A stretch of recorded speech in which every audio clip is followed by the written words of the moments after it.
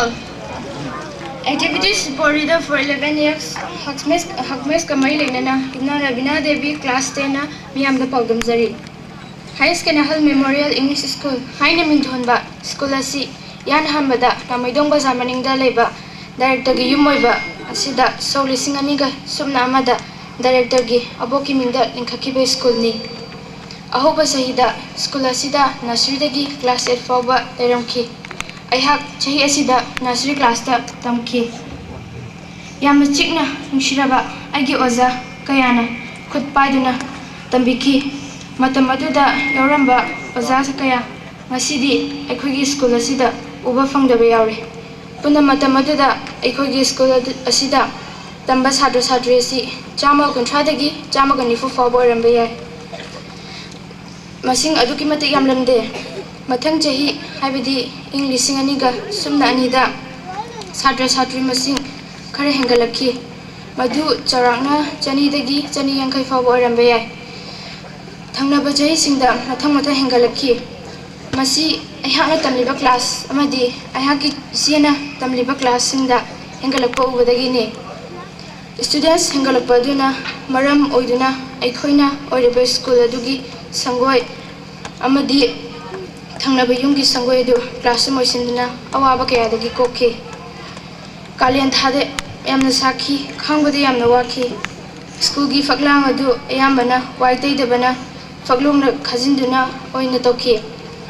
School director gi ka amadi teacher staff room adu director gi apokpagi mangolda oikhi. Matam khara leiraga director gi apokpagi yum adu khara sendok sadoklaga ka masing hengalanki. Matam khara gi oina lebirambi Miss Asa Hobamna hajik sakliba aikhogi school song asibu compose tobirami. School asina hek leiriba makhai kawba ngamlurudaba ama oihoragani. School asina hek ninkhalapodagi hojik fawba tamlakpa asida sahi khudingi hongdaba amata yaukhide. Hiram amada natraga amada hongbasi sahi khudingi thengnakhi. Masi afaba amadi chakholakpa maikaidani haijaningi. Ihan hanba oina aigi life da computer facility fangba habisi school asida tamba fanglubadagini haijaningi. So lisinganiga sukna tarukta aikhoigi school asi hana director gi apokpagi yumda oirambadagi Brahma Sugundu Road ka hek tainaba hajik leiriba mafam asida hongdorakhi. Hana chinna leirambadagi mafam asida hongdorakpadagi isada apha apun yaudana kayada haraukhi.